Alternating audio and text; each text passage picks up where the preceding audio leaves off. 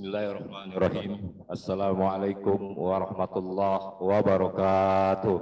Waalaikumsalam warahmatullahi wabarakatuh. Alhamdulillah. Alhamdulillahi nahmaduhu wa nasta'inu wa nastaghfir wa na'udzu billahi min sururi anfusina wa min sayyiati may yahdihillahu fala mudilla wa may yudlil fala hadiyalah.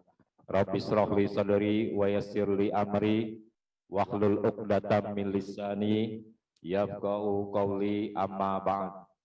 Puji syukur kehadirat Allah Subhanahu wa taala yang telah memberikan kita berbagai macam nikmat yang tak terhingga dan tak terhitung dan tak ternilai. Di antaranya nikmat iman, Islam, dan nikmat sehat sehingga kita berkumpul di bulan suci Ramadan dalam rangka acara buka bersama, sekaligus juga bersilaturahim walaupun melalui Zoom dengan abang kita. Aneh panggil abang aja dah. Abang kita Bang Hidayat Nur Wahid. Alhamdulillah, mudah-mudahan beliau diberi kesehatan, panjang umur, sekaligus juga istiqomah dan semangat untuk membela kepentingan umat, sekaligus juga kepentingan bagi bangsa dan negara. Dan alhamdulillah juga telah hadir juga para sesepuh guru-guru dari Beksi, diantaranya Babe Sahabudin, Babe Nafis, dan juga abang saya yang paling tua, yang tercinta, Haji Jamal Bustomi, Jamalulail Bustomi, dia telah hadir, sekali juga para pebeksi yang lainnya yang telah hadir, dan juga Pak RW, Pak RT, alhamdulillah bisa meluangkan waktunya. Mudah-mudahan kita semua diberkahi, dilindungi Allah Subhanahu wa taala. Dan mudah-mudahan juga di dalam bulan suci Ramadan ini juga dengan niat hajat kita untuk menjalin silaturahim, terutama dengan Bang Hidayat Nur Wahid, mudah-mudahan membawa keberkahan bagi kita semua. Dan segala amal ibadah kita selama bulan suci Ramadan diterima dan menambah peningkatan iman kita. Dan juga saya mengucapkan sekali lagi terima kasih sekali lagi kepada Bang Hidayat Nur Wahid yang telah berpartisipasi sekaligus juga bekerja sama dengan perguruan silat Beksi atau Red Beksi, dan ini sudah terjalin hampir 5 tahun kita yang bergerak di seni budaya, bukan ibaratnya di Beksi aja, bahkan di keluarga besar Brigade Jawara Betawi 411 juga Bang Hidayat Nur Wahid berkecimpung di situ. Respon, respek, aspirasi dan aspiratif, dan mudah-mudahan membawa merangsang seni budaya, khususnya seni budaya main pukul Betawi. Sehingga panjang lebar, mungkin kita minta arahan sekaligus juga tausiah dari Bang Hidayat Nur Wahid kepada kita semua. Mudah-mudahan kita diberi kenikmatan, diberi kesehatan, kekuatan untuk bisa menjalani ibadah puasa sesuai dengan apa yang kita harapkan. Kurang lebihnya saya mohon maaf, mudah-mudahan Allah memberkahi kita semua. Wabillahi taufiq wal hidayah. Wassalamualaikum warahmatullahi wabarakatuh. Waalaikumsalam warahmatullahi wabarakatuh. Ini kayaknya lagi kendor nih, kurang semangat. Aneh yel-yel dulu nih. Red Beksi! Red Beksi! Salam Beksi! Takbir! Takbir! Shallu ala Nabi!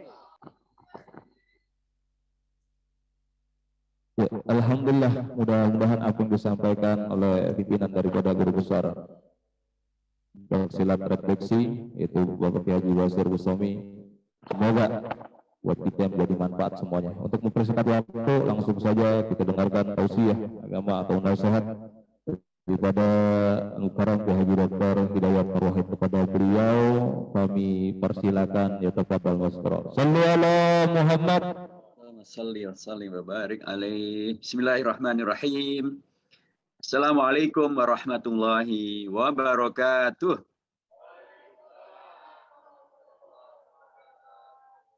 Insyaallah, alhamdulillah, jazakallah khair. Tadi sudah disemangati oleh guru besar kita, Bang Baste Bustami ya, luar biasa, alhamdulillah.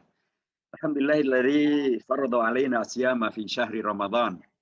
Syahrul Ramadan alladzi unzila fihi al-Qur'an hudal linnas wa bayyinatin minal huda wal furqan. Asyhadu an la ilaha illallah wahdahu la syarika lah wa asyhadu anna sayyidana Muhammadan abduhu wa rasuluhu wa sufiyuhu alladzi la nabiyya ba'dah wa huwal mab'utsu mu'alliman wa mubasysyiran wa nadhira wa da'iyan ila Allahi bi'idnihi wa sirajan munira. Faqala Allah azza wa jalla fi kitabil aziz law anzalna hadzal Qur'an ala jabalin la ra'aitahu khashi'an mutasaddian min khasyatillah wa tilkal amsalu nadribuha lin-nas la'allahum yatafakkarun. Shadaqallahul adzim wa shadaqa rasulun nabiyil karim alladzi qala fi ihda ahadithihi an Aisyah radhiyallahu anhu ya Rasulullah madza aqul idza taqbaltu wa idza qabiltu lailatul qadar qala quli Allahumma innaka afuwun tuhibbul afwa fa'fu anni. Shadaqallahul adzim wa shadaqa rasulun nabiyil karim wa nahnu ala dzalika minasyahidin wal mu'minin. Yang kita hormati dan selalu kita doakan para keluarga besar daripada Beksi dan juga Jawara 411 di bawah pimpinan dari guru kita, sahabat kita, guru besar kita, Bang Baste Bustami, ST, Hafizahullah, wa a'anallah, wa ra'ahullah, wa nafa'anallahu itu li hayatihi, wa barakati ilmihi, wa jihadihi, wa kifahihi, amin. Bersama beliau, para bekar kita, para guru-guru kita, Bang Hanafi, Bang Hamdi, Bang Syahabuddin, Bang Nafis, dan juga abang kita, saudara kita, Bang Haji Jamal Lain. Keluarga besar daripada Beksi yang saya hormati dan juga Jawara 411 yang semuanya saya hormati. Pertama, saya harus mohon maaf nih, sudah lama nggak bisa silaturahim secara langsung. Mudah-mudahan Ramadan ini tetap memberi ruang untuk saya dimaafkan, sehingga nanti kita bisa melanjutkan pertemuan dengan lebih baik lagi pada kondisi yang lebih sehat dan lebih baik lagi pada waktu yang akan datang. Kalau coronanya sudah kabur, nih masalahnya coronanya bukannya kabur-kabur, malah kerasan banget kayaknya di Indonesia. Malah datang lagi nih kata Menteri Kesehatan, sudah datang lagi 2 varian, satu yang dari Afrika Selatan, 2 dari India malah. Nah, ini juga bagian-bagian yang bukan takut atau nakut-nakutin, tapi tentu rekan-rekan di Jawara 411 maupun Beksi sudah punya jurus untuk nangkisnya ya, Bang Bustami ya. Ya apapun inilah kondisi yang sedang terjadi, kita semuanya tetap bersyukur pada Allah Subhanahu wa taala karena demikianlah ajaran Rasulullah sallallahu alaihi wasallam. Beliau pernah menyampaikan ajaban di amri al-mu'min fa inna amrahu lahu kullu khair. Orang mukmin itu selalu hebat. Kondisinya apapun selalu baik.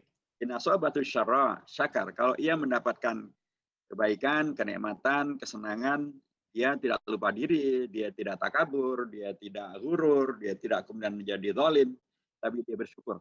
Dan itu baik bagi dirinya karena dengan bersyukur maka karunia Allah itu jadi berkah. Ada terus dan bahkan bertambah berlimpah-limpah. Wa in asabatu dharra, tapi kalau sebaliknya, kalau dia dapat musibah, apakah namanya kecelakaan, sakit, kena COVID-19 atau halangan apapun, dia tidak mengeluh, dia tidak putus asa, dia tidak malah menghujat-hujat pada Tuhan gitu ya. Tapi dia tetap bersabar, bersabar karena yakin bahwa di semuanya ada hikmah. Bersabar untuk kemudian melakukan introspeksi, apa yang terjadi untuk kemudian menghadirkan kebaikan-kebaikan.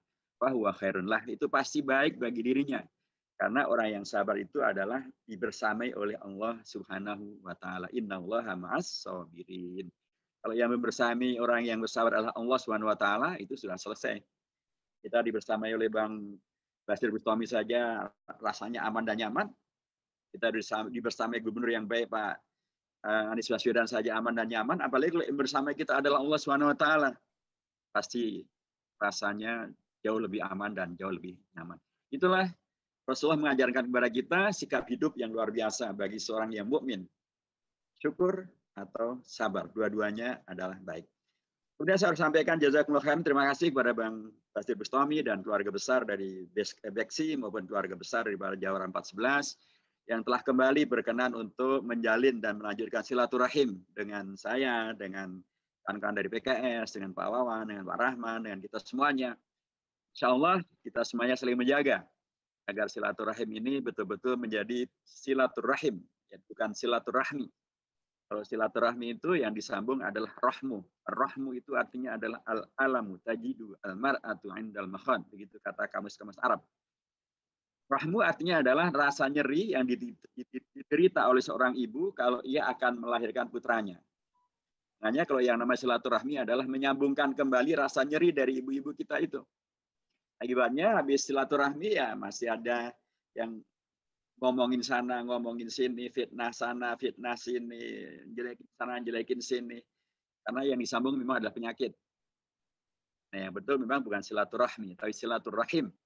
Bagaimana Rasulullah pernah sabdakan, man ahabba ayyusatu lahu fi rizqihi wa yunsha'alahu fi atharihi falyasil rahimahu. Rahimahu, bukan rahmahu. Falyasil rahimahu, bukan falyasil rahmahu. Agar kita menyambung silaturahim. Apa makna rahim? Rahim maknanya adalah qorobah, kekerabatan, persaudaraan, kebersamaan. Itulah rahim. Jadi mudah-mudahan kita semuanya, sekalipun latar suku kita beda, latar organisasi kita beda, latar profesi kita beda, tapi kita adalah satu saudara kita. Saudara, satu saudara. Saudara seiman, seislam, sebangsa, senegara, seketurunan Nabi Adam gitu ya. Karenanya sudah sangat sewajarnya bila kita menyambung silaturahim, bukan silaturahmi. Nah, terima kasih Bang Basir Bustami untuk silaturahim yang sudah 4 tahun, 5 tahun ini, dan kita saling mengingatkan, untuk saling menguatkan, saling menjaga, sehingga silaturahim ini akan betul-betul mengokohkan rahim kita, kekerabatan kita, persaudaraan kita, ukhuwah kita, dan malah menjauhkan rahmi, menjauhkan penyakit-penyakit, supaya kemudian kita bisa menghadirkan sinergi yang lebih baik, lebih kuat untuk umat, untuk bangsa, untuk seni adu pukul Betawi kita.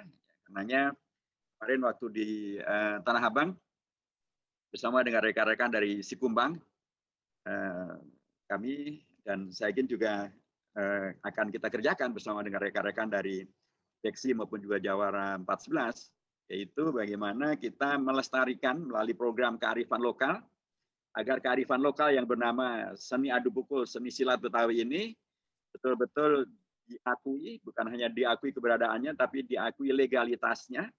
Dan kalau diakui legalitasnya, maka akses untuk kemudian bisa didukung, dibantu, diwongke gitu ya, dihormati oleh pemerintah menjadi semakin terbuka. Alhamdulillah kemarin kita sudah melakukannya dengan kawan-kawan dari Sikumbang di Tanah Abang, di Petamburan dan sekitarnya, gitu ya. Ada beragam perguruan yang ada di sana, dan alhamdulillah sudah selesai pengurusan legalitasnya sebagai yayasan, dan itu membuka peluang insya Allah untuk segala kebaikan berikutnya.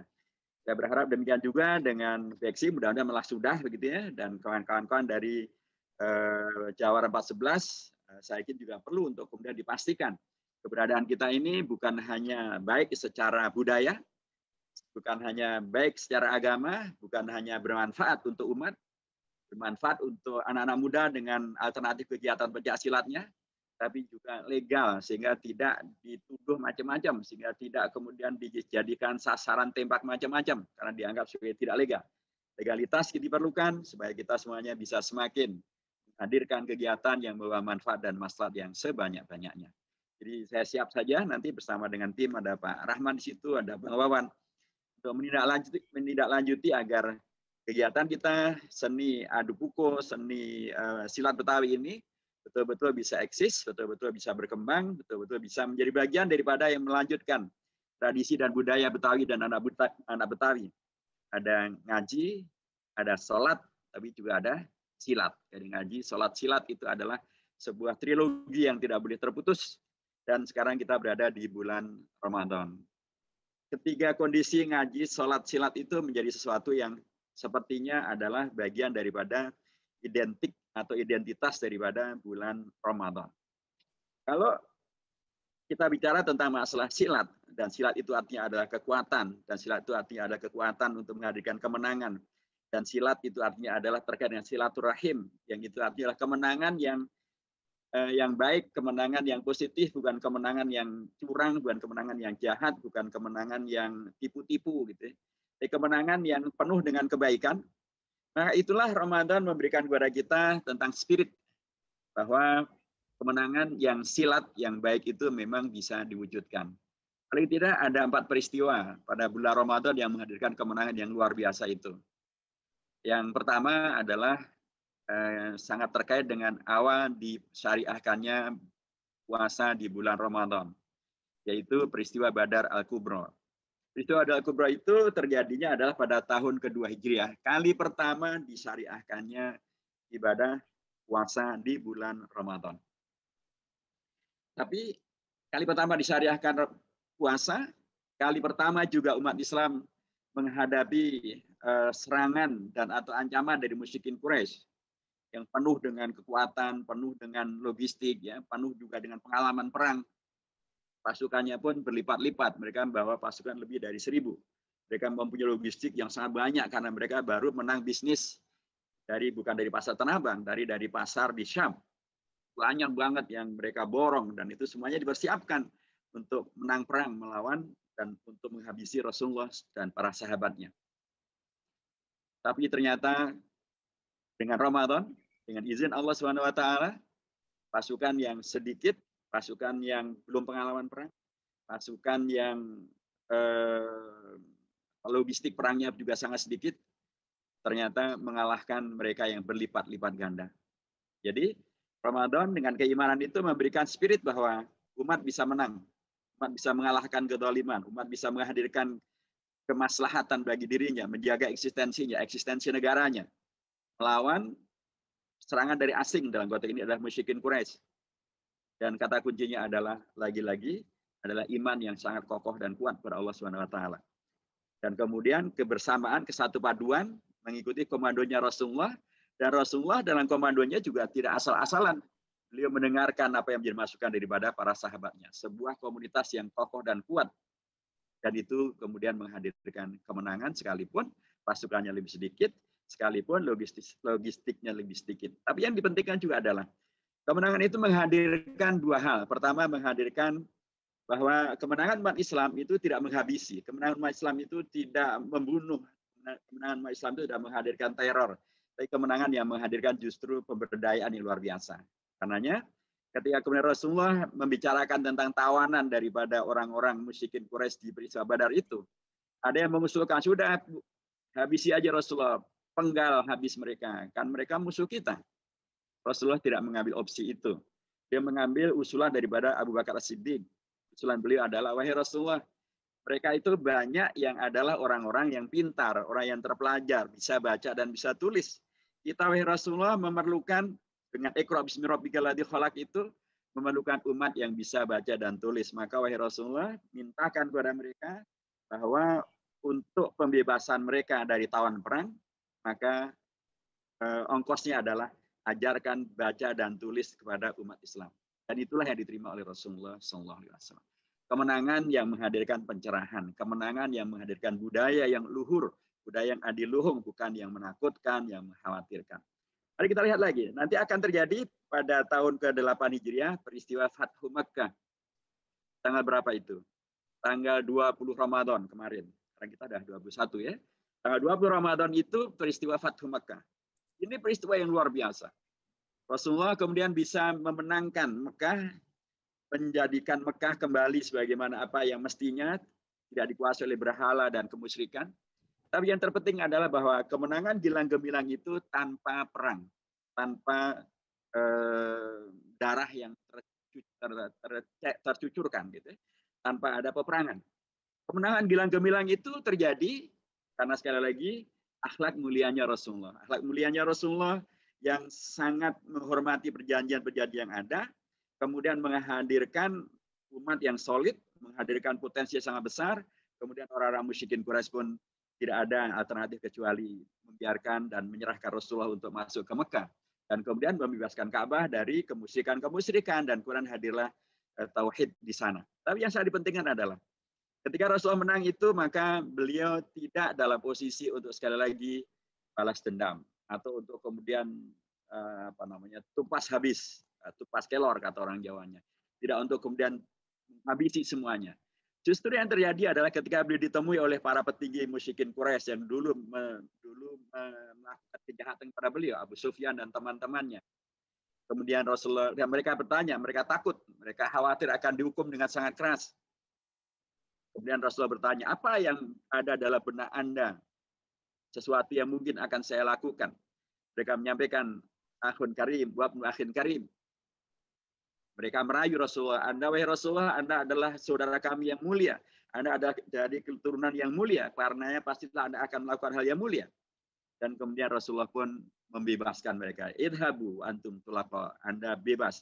Silahkan pergi. Anda tidak ada yang dihukum, Anda bebas. Subhanallah. Kemenangan yang tidak menghadirkan dalam tanda kutip balas dendam, kemenangan yang menghadirkan akhlak yang mulia, kemenangan yang menghadirkan nanti masyarakat yang berduyun-duyun masuk ke dalam Islam. Jadi Ramadan menghadirkan kemenangan. Kemenangan pasti menghadirkan kekuatan. Di kekuatan dan kemenangan dalam Islam tidak menghadirkan kezaliman, tidak menghadirkan kejahatan, tidak menghadirkan tumpas habis. Yang ada adalah justru menghadirkan kemerdekaan, menghadirkan kebebasan, menghadirkan kebudayaan yang berkeunggulan. Kita lanjutkan pada bulan Ramadan juga pada tanggal 13 Ramadan tahun 15 Hijriah pada masa Khalifah Umar Ibn Khattab radhiyallahu anhu. Kita mengetahui Khalifah Umar memang adalah sahabat Rasulullah yang utama, dikatakan Al-Faruq. Ketika beliau menjadi Amirul Mukminin, beliau berhasil dengan izin Allah membebaskan Ilya, membebaskan Al-Quds, Palestina dari penjajahan dan atau cengkeraman orang-orang yang penguasa yang ada di sana pada waktu itu. Pada tanggal 13 Ramadan, beliau masuk ke Al-Quds, beliau masuk ke Ilya. Kemudian Patriark Sophionius, beliau yang menguasai patriarkat di sana pada waktu itu, menyerahkan kunci daripada kota Yerusalem kepada Khalifah Umar bin Khattab. Dan terjadilah kemenangan lagi-lagi tanpa perang. Kemenangan yang kemudian semuanya adalah damai. Dan bahkan kemudian Khalifah Umar membuat satu yang disebut sebagai Al-Ahdu Al-Umari, atau yang disebut sebagai Piagam Umar Ibn Khattab. Piagam ini memberikan jaminan keamanan, jaminan kebebasan beragama, jaminan keamanan bagi gereja-gereja, tidak ada yang dirusak, tidak ada yang dibakar, tidak ada ya para pastor yang kemudian dilakukan tindakan hukum apapun, mereka semuanya aman di bawah jaminan Khalifah Umar Ibn Khattab radhiyallahu anhu. Lagi-lagi kemenangan di Palestina yang gilang gemilang yang menghadirkan peradaban yang berkeunggulan. Sangat jauh berbeda dengan apa yang dilakukan Israel dengan teror negaranya yang sampai hari ini masih terus terjadi. Kemarin tragedi luar biasa di sebagian kawasan di Al-Quds, di mana orang-orang Israel, Yahudi itu dengan seenaknya sendiri menjarah rumah-rumah orang Arab dengan alasan bahwa itu adalah milik mereka, padahal itu adalah perampokan yang dilindungi oleh negara mereka. Umar bin Khattab tidak memberikan contoh yang semacam itu. Contoh Umar bin Khattab adalah menang yang justru mengayomi, menang yang justru menghargai, menang yang justru menghadirkan perlindungan untuk agama yang lain sekalipun untuk bisa hidup dengan aman dan damai. Ramadan menghadirkan kekuatan, menghadirkan kemenangan, kemenangan yang menghadirkan kemaslahatan, kemanfaatan, rahmatan lil alamin. Bagaimana kita di Indonesia? Kita tahu bahwa Indonesia pun juga merdeka di bulan Ramadan tanggal 9 Ramadan. Lagi-lagi umat Islam menjadi bagian daripada yang sejarahnya tertorehkan untuk kemaslahatan bangsa. Kemenangan bangsa Indonesia melalui proklamasi kemerdekaan bangsa dan negara tanggal 17 Agustus, ternyata itu adalah pada hari Jumat Sayyidul Ayyam, pada tanggal 13 Ramadan, pada tanggal 9 Ramadan tahun 1364 Hijriah. Apa yang saya katakan bahwa Ramadan memberikan spirit untuk umat bisa menang, bahkan untuk bisa merdeka.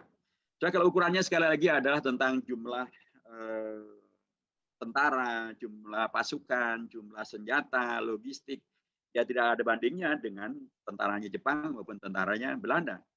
Tetapi berkahnya Ramadan, Allah menghadirkan kekuatan umat bersama dengan para ulama dari NU, dari Muhammadiyah, dari Persis, dari partai-partai Islam bersama dengan tokoh-tokoh bangsa yang lain. Mereka bersatu padu dan kemudian bisa menghadirkan kekuatan moral yang luar biasa dengan para habaib juga. Ada Habib Muhammad bin Hussein Al-Mutahhar, ada Habib Ali Kuitang. Ya. Mereka luar biasa membersamai umat untuk kemudian menghadirkan kemenangan di bulan Ramadan. Inilah Ramadan yang memberikan kepada kita sebuah spirit bahwa umat ini adalah umat yang kuat, umat yang bisa menang. Kondisinya yang belakangan mungkin bermasalah, kondisi yang sebelumnya bermasalah bisa dirubah dengan memahami sejarah yang baik untuk kemudian bisa jadi menang. Menang untuk apa? Mempertahankan negara, mempertahankan bangsa, supaya Saudi Badar Al-Kubra bisa mengalahkan serbuan asing. Seperti dalam peristiwa Umar bin Khattab bisa menghadirkan perlindungan kepada umat beragama yang lain. Seperti dalam konteks kemerdekaan Indonesia, justru bisa memerdekakan Indonesia. Demikianlah Ramadan memberikan kepada kita sebuah bingkai bahwa umat bisa menghadirkan kontribusi yang luar biasa untuk kemenangan, menjaga eksistensi daripada bangsa, menjaga eksistensi daripada umat beragama yang lain, dan bahkan bisa berkontribusi memerdekakan bangsa Indonesia. Itulah yang kita dapatkan dari seluruh ayat Al-Quran yang kita baca selama bulan Ramadan ini. Ujung akhirnya memang adalah idza jaa nasrullahi wal fath wa ra'aitan nasa yadkhuluna fi dinillahi afwaja fasabbih bihamdi rabbika astaghfirhu innahu kana tawwaba. Surah An-Nasr adalah rangkaian rangkaian ayat dalam satu surah yang terakhir yang Allah wahyukan kepada Nabi besar Muhammad SAW. Kalau ayatnya memang adalah Al-Maidah ayat yang ketiga, al-yawma akmaltu lakum dinakum wa atmamtu 'alaikum ni'mati wa raditu lakum Islam madinah. Jadi kalau satu surah yang lengkap itulah surah An-Nasr. Surah An-Nasr ini memberikan gambaran sekali lagi bahwa kemenangan dalam konteks Islam itu bisa diraih. Ujung daripada akhir daripada perjalanan Al-Quran bukan sekedar untuk kemudian dibaca dan selesai, khatam dan selesai, tidak ada maknanya. Tapi ujung akhirnya adalah dari Iqra bismi rabbikal ladzi khalaq, ujung akhirnya adalah hadirnya kemenangan. Idza jaa nasrullahi wal fath. Tapi kemenangan itu yang dimulai dengan kemenangan fisik, jihad. Idza jaa nasrullahi wal fath. Kemudian kemenangan intelektual, ijtihad. Wa ra'aitan nasa yadkhuluna fi dinillahi afwaja. Karena umat Islam harus kuat secara fisik tapi juga kuat secara intelektual. Karenanya ada silat, ada ngaji. Dan kemudian ujung akhirnya adalah wa ra'aitan nasa yadkhuluna fi dinillahi afwaja, itu adalah melalui ijtihad intelektual kita yang bagus, tapi juga harus melalui mujahadah. Fasabbih bihamdi rabbika astaghfirhu innahu kana tawwaba. Itulah salat kita. Jadi ujung akhir daripada perjalanan ini adalah salat, tasbih, tahmid, istighfar. Dan kalau demikian maka peristiwa Badar, peristiwa Fatu Makkah, peristiwa Umar, peristiwa kemerdekaan Indonesia, peristiwa idza jaa nasrul fath, maka ujung akhir daripada kemenangan Islam dan umat Islam adalah bukan menjadi radikalisme, bukan menjadi terorisme, bukan menjadi ekstremisme, tapi menjadi rahmatan lil alamin. Mana ada teroris atau radikalis yang ujungnya adalah tasbih, tahmid, istighfar. Mana ada radikalis teroris ujung akhirnya adalah melindungi orang-orang Kristiani seperti dalam kasusnya Umar bin Khattab. Mana ada ujung akhir daripada kemenangan bagi kalangan teroris atau radikalis adalah kemerdekaan bangsa Indonesia. Tidak mungkin. Jadi hadirnya umat Islam untuk terlibat di dalam memerdekakan Indonesia, kemenangan memerdekakan Indonesia, dan beragam peristiwa pada masa Rasulullah dan Umar bin Khattab tadi menegaskan bahwa kemenangan itu bagi umat Islam memang menghadirkan Islam dan umatnya yang orientasi adalah tasbih, tahmid, istighfar, ya, akhlak yang mulia, adab yang sangat luhur, tidak ghurur, tidak takabur, tidak zalim, tidak mendolimi para ulama, tidak mendolimi para habaib, tidak mendolimi umat yang telah berjasa bagi Indonesia ini, gitu ya. Tapi menghadirkan tasbih, tahmid, istighfar, supaya dengan demikian akhlaknya tetap kokoh dan kuat, supaya kekuatan fisiknya juga kekuatan yang menghadirkan maslahat dan tidak membawa kepada munculnya premanisme maupun kejahatan-kejahatan, supaya kemudian ijtihadnya menghadirkan intelektualitas yang membawa kepada. Itulah Ramadan kita. Dan kita sangat bersyukur bahwa kita berada dalam semangat semacam ini di Indonesia yang kita cintai ini, sama dengan Bang Basir Bustami dari rekan-rekan dari Beksi dan Jawaban 411, yang pastilah karenanya orientasi untuk menghadirkan silat yang di dalamnya ada terhubung dengan sholat, ya, dan kemudian terhubung juga dengan mengaji, adalah akan menghadirkan kekuatan yang menghadirkan kemenangan, menghadirkan intelektualisme yang tinggi, tetapi ujung akhirnya adalah tidak untuk menjadi preman, tidak untuk menjadi jahat, tidak untuk menjadi yang zalim, tapi untuk menjadi yang hamba Allah yang pandai bersyukur, yang pandai bersabar, yang pandai bertasbih, bertahmid dan istighfar. Itulah hamba Allah yang membawa kepada kerahmatan. Rahmatnya bukan hanya untuk dirinya, tapi bahkan untuk rahmatan lil alamin. Karenanya kalau kita di Indonesia di akhir Ramadan nanti, para ulama di Indonesia, dan ini adalah khas Indonesia, menghadirkan sebuah ungkapan yang nggak ada di negara-negara Arab sekalipun dia pakai bahasa Arab, minal aidin wal faizin. Sering saya katakan, saya tanyakan, ya maaf, minal aidin wal faizin itu artinya apa sih? Banyak di antara mereka menjawab, minal aidin wal faizin artinya adalah mohon maaf lahir dan batin. Saya bilang, kalau begitu saya yang mohon maaf lahir dan batin, karena minal aidin wal faizin bukanlah maknanya adalah mohon maaf lahir dan batin. Nah, aidin wal faizin artinya adalah sebuah doa agar kita dikembalikan kepada Allah, aid kembali kepada fitrah kita, dan fitrah kita adalah Islam. Fitrah Islam kita itu adalah faizin, yaitu adalah yang menang. Tapi menang yang bagaimana? Menang yang tadi, yang menghadirkan tasbih, tahmid, istighfar, menang yang menghadirkan seperti kemerdekaan Indonesia, menang yang menghadirkan seperti Fathu Makkah, menang yang menghadirkan seperti peristiwa Madul Khattab yang justru melindungi seluruh umat beragama, saya menghadirkan kemaslahatan dan kebaikan bagi semuanya. Itulah yang kita kerjakan bersama-sama. Kawan-kawan di Batik Keadilan Sejahtera selama Ramadan ini juga demikian, menebar kebaikan dengan silaturahim, dengan takjil, dengan iftar, dengan mengaji, dengan melakukan kajian Ihya Ulumuddin, ya, dan kajian kitab-kitab yang lainnya.